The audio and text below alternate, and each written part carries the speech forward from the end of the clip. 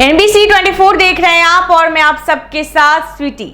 Bihar police अब अपराधियों की अवैध संपत्तियों पर सीधी कार्रवाई करेगी। डीजीपी विनय कुमार ने सभी जिलों के पुलिस अधिकारियों को निर्देश दिया है कि वो संगठित अपराध, शराब, बालू माफिया और आदतन अपराधियों की संपत्ति जब्त करने के लिए एक्शन ले। ऐसे में बिहार पुलिस अब संगठित अपराध, नशा, शराब और अवैध खनन से अर्जित संपत्तियों पर कड़ी कार्रवाई के लिए एक्शन मोड में आ गई है।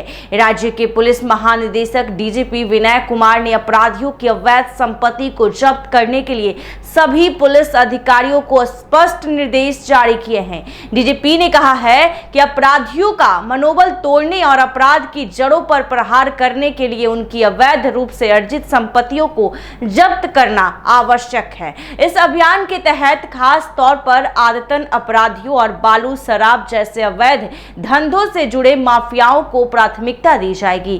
डीजीपी ने मंगलवार को हुई समीक्षा बैठक में पुलिस मुख्यालय से लेकर आईजी, डीआईजी, एसपी और सभी थानाध्यक्षों का निर्देश दिया कि वो अपने अपने क्षेत्र में सक्रिय ऐसे अपराधियों की पहचान करें और उनकी संपत्तियों को जब्त करने के लिए शीघ्र प्रस्ताव तैयार करें। बैठक के दौरान कुछ जिलों से प्रस्ताव न आने पर डीजीपी विनय कुमार ने संबंधित अधिकारियों को फटकार भी लगाई और निर्देश दिया कि वो तय समय सीमा के भीतर रिपोर्ट समर्पित करें। उन्होंने ये भी स्पष्ट किया है कि इस अभियान में किसी भी प्रकार की लापरवाही बर्दाश्त नहीं की जाएगी। पुलिस को सबसे पहले एनडीपीएस, मद्य निषेध, शस्त्र अधिनियम जैसे मामलों में कई बार चार्ज शीटेड अपराधियों की सूची तैयार करनी है। इसके बाद उन अपराधियों की संपत्तियों की पहचान इंटेलिजेंस और डेटाबेस की मदद से की जाएगी और फिर उनका जब्ती प्रस्ताव तैयार होगा। संपत्तियों की जब्ती सीआरपीसी की धारा 102 या फिर यूएपीए और बीएमपीएलए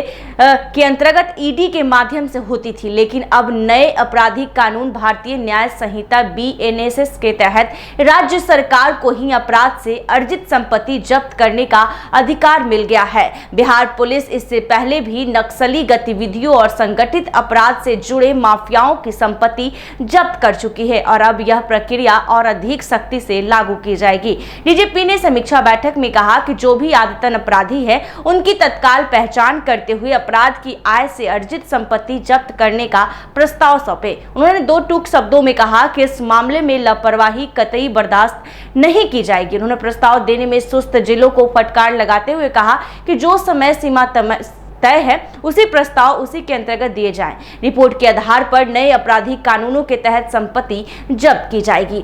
तो आपको बता दें कि लगातार जिस प्रकार से बिहार में अपराधियों का बोलबाला है, लगातार जो है घुसखोरों का बोलबाला है, भ्रष्टाचार जो है वो बढ़ता जा रहा है, बालू माफियाओं का जो है बोलबाला है, तमाम चीजों को लेकर जो है डीजीपी विनय कुमार ने पुलिस मुख्यालय में एक बड़ी बैठक बुलाई। बैठक में आईजी से लेकर डीआईजी तक के तमाम अधिकारी पुलिस जो है वो मौजूद रहे और सभी को उन्होंने दिशा निर्देश दिया है कि आदतन अपराधियों की आय से संपत्ति जिस तरह से अर्जित की गई है अवैध संपत्ति, उसे जो है कहीं ना कहीं उसका सूची तैयार करे और उन तमाम लोगों पर जो है, तमाम अपराधियों पर जो है वो कार्रवाई अब की जाएगी। तो आपको बता दें कि एसपी और सभी थानाध्यक्षों को निर्देश दिया गया है कि वो अपने अपने क्षेत्र में सक्रिय ऐसे अपराधियों की पहचान करें, उनकी संपत्तियों को जब्त करने के लिए प्रस्ताव तैयार करें। और बैठक के दौरान डीजीपी ने संबंधित अधिकारियों को फटकार भी लगाई और निर्देश दिया कि तय समय सीमा के भीतर